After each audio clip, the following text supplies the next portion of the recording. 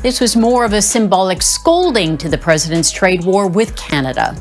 Picture this. A major world leader takes his show on the road, bidding, winking, and negotiating from Asia, while his old ally next door seethes in frustration, publicly airing his outrage. It's not a movie, it's happening. Donald Trump, amid high-stakes trade and diplomatic moves, is parading influence in Asia. At the same time, Canada's newly sworn-in Prime Minister Mark Carney is making clear he's had enough of being the junior partner. The stage is set for a showdown that will ripple through trade, investment, and every portfolio watching from the sidelines. If you're wondering what this means for you, your savings, your opportunities, your passive income, stay locked in, because the world is shifting, and today we break down exactly what's changing. Before we dive in, if you want to keep up with how geopolitics moves your money, hit subscribe and ring the bell on Passive Income Pro. Donald Trump has stopped the discussions because a TV ad hurt his feelings. Tariffs are hurting our economy, hurting our citizens, hurting our businesses. The spark, betrayal in the North. Let's start with the backdrop. Canada and the US have long been close. Neighbors, trade partners, security allies. But cracks have formed, and the spark? Several aggressive moves by Trump. He's publicly floated the idea of Canada being the 51st state. He's imposed heavy tariffs on Canadian exports. He's treated Canada less like a partner and more like a negotiation target. For Canada, under Carney, the message was loud and clear. We will not be subservient. We will not be for sale. Carney made this explicit during his first meeting with Trump in the Oval Office in May 2025, telling him, "As you know, from real estate, there are some places that are not for sale. Canada is one." This isn't a symbolic complaint, it's a pivot point. Canada is reacting to what it perceives as unilateral decisions, public belittling, threats of annexation, or at least of diminished sovereignty. The feeling among many Canadians, betrayal, and once that is felt, policy changes. Trump's Asia tour, the dance of strategy. What makes this moment especially dramatic is Trump's presence in Asia. Dancing is a metaphor, but it's powerful. He's moving through the region, flexing influence, deepening ties, angling for deals, showing other nations he has options. He can diversify away from Canada if he wants to. That sends a message to Canada. The context. Asia matters because the trade axis is shifting. While the US-Canada corridor was once assumed inviolable, now the US is reaching further east, forging new alliances, redirecting supply chains, and signaling that North American trade is not the only game in town. For Canada, this tactic by Trump is a sign. The U.S. may be ready to deprioritize you. And when your key partner begins to hedge, you hedge back. The dance becomes not performance, it becomes pressure. Pressure on Canada to either acquiesce or pivot. Carney's response firm, public, and defining. Carney didn't respond with polite diplomacy alone. He responded with clarity.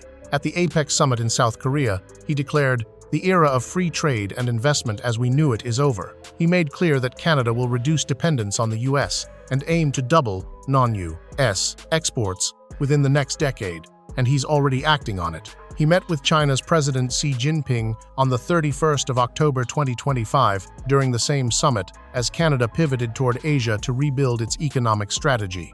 What's the message here? Canada will not accept the status quo of being the dependent partner. Canada is proactively seeking new arenas of influence and making it public. That's a shift from reactive to strategic. For Trump, it's taken personally. Some in his circle see it as a slap. For Canada, it's posture. We are done being second fiddle. Trade, tariffs, and the real-world fallout. This isn't just political theater. The economic impact is real. Trade volumes between the US and Canada are vast. The US is Canada's largest export market. But with tariffs 25% on steel and aluminum, threats on cars and parts, Canada has been hit. Canada has responded with countermeasures and has publicly stressed that its economic resilience must improve. When your economy is tied so closely to another, any diplomatic crack becomes an economic risk. Companies delay investment, supply chains diversify, currencies wobble. Canada is already facing that. And from the US side, Trump is showing that trade alignment is conditional. Your value is not assumed.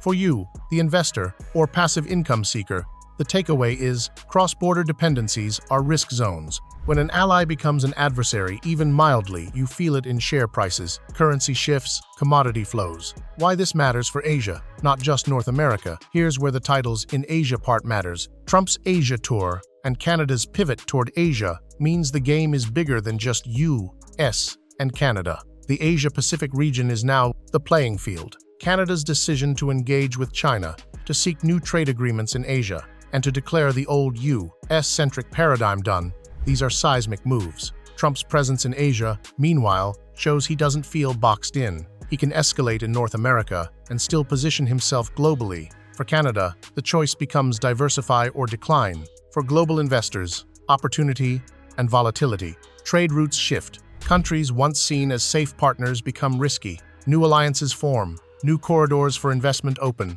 If you're only watching the US-Canada trade lane, you're missing half the move. The psychological war, betrayal, pride, and sovereignty. Let's bring in the human dimension. For Canadians, Carney's comments include, "We were over the shock of American betrayal, but we will never forget the lessons." That's heavy. It's not just trade, it's identity. The sense of being taken for granted, treated as less than an equal. The sense of being threatened with annexation or diminished status. The sense of dependency, being weaponized. Carney's stance strikes at that. He's saying, respect our sovereignty, treat us as equals, or we'll find someone else to do business with. On Trump's side, the choice has been to lean into leverage, trade wars, blunt rhetoric, public pressure. You'll fall in line, or you'll suffer consequences. That works if the other side plays by the old rules, but if the partner decides they won't, the terrain changes. This psychological war influences markets to confidence, risk appetite, stock movements. If Canada appears vulnerable, investors pull back. If Canada appears confident and pivoting, new capital may flow in. What comes next? Scenarios to watch. Let's map out what could unfold. Scenario A. US relents. Tariffs reduced. Canada stays aligned. Carney backs down. Traditional trade resumes. Markets sigh relief. Canada, US corridor stabilizes. Scenario B. Canada accelerates pivot to Asia. China strikes new deals. US reacts with more tariffs. Canada weathers short-term pain for long-term diversification. New trade hubs emerge in Asia for Canadian export energy, agri-food, tech. Scenario C. US-Canada relations spiral into deeper mistrust. Canada formally shifts alliance. Global investors reevaluate Canada's risk-return profile. Supply chains restructure. Scenario D. A major trigger, say a conflict or global supply shock, forces Canada back into US orbit temporarily. The pivot is paused. Focus shifts to defense, security, rather than trade. Which scenario looks most likely? Right now, we're between scenario B and C. Carney has signaled intent, but execution takes time, and markets don't wait. What this means for your money and passive income. If you're building passive income or wealth, don't ignore this. Here's what to watch and what to act on. Export-friendly sectors in Canada could see change. Agri-food, natural resources, energy. If Canada diversifies towards Asia, companies in these sectors might benefit. Currency risk. Canadian dollar may face volatility if Canada is cut off from US demand. The CAD could weaken, impacting income for US invested Canadian assets. Supply chain shifts. Companies relying on cross-border US Canada supply chains may restructure. Those losses equals opportunity to invest in new winners. Asian growth corridors. Canada seeking growth in Asia means Canadian firms expanding overseas may become dark horses. Watch for investment vehicles tied to Canada-Asia trade. Geopolitical premium. Risk premium rises when alliances wobble. Yields on Canadian bonds. Risk on Canadian markets may shift. Passive income investors should reassess safe haven assumptions. Diversification urgency. If Canada's historical safe bet status is loosening, you better diversify exposures, not just country, but region and trade bloc. In essence, this isn't faraway politics. It's the mechanics of your income streams and portfolio. The big picture, a new order is emerging. We're witnessing more than a tiff between neighbors. We're seeing the emergence of a new economic order. Carney's declaration that the era of free trade and investment is over is not hyperbole. It reflects shifting paradigms. The old model, US, Canada, Mexico axis, integrated supply chains, predictable rules. That model is fracturing. Trump's aggressive posture, Canada's push for autonomy, Asia's rising importance, all combine for tectonic change. For passive income seekers, this means the landscapes you built your assumptions on might be changing. The safe, predictable returns of North America-centric trade may shrink, emerging. Returns from diversification, from agility, from corridors less obvious. You don't need to be alarmed. You need to be adaptive. The smart money moves first when the signals appear. This is one of those signals. So here's how to wrap this up. Trump's dramatic moves in Asia aren't just diplomat theater, they're leverage plays. Carney's firm stance isn't just politics, it's strategic repositioning. The Canada-US relationship is under strain, and the ripple effects will impact trade, investment, and wealth. As you watch this unfold, ask yourself, are you aligned for the old world or the new world? Are your income streams and investments built for continuity or for disruption? Thanks for watching. If you found this breakdown helpful, hit like, drop a comment below with what angle you want next: trade, Asia, Canada, investments, and make sure you're subscribed to Passive Income Pro so you catch the next update as the world of wealth changes in real time. Because here's the truth. In a world where allies can become adversaries and trade corridors can shift overnight, being informed is being aligned for opportunity, not surprise. Stay sharp, stay ahead. I'll see you in the next video.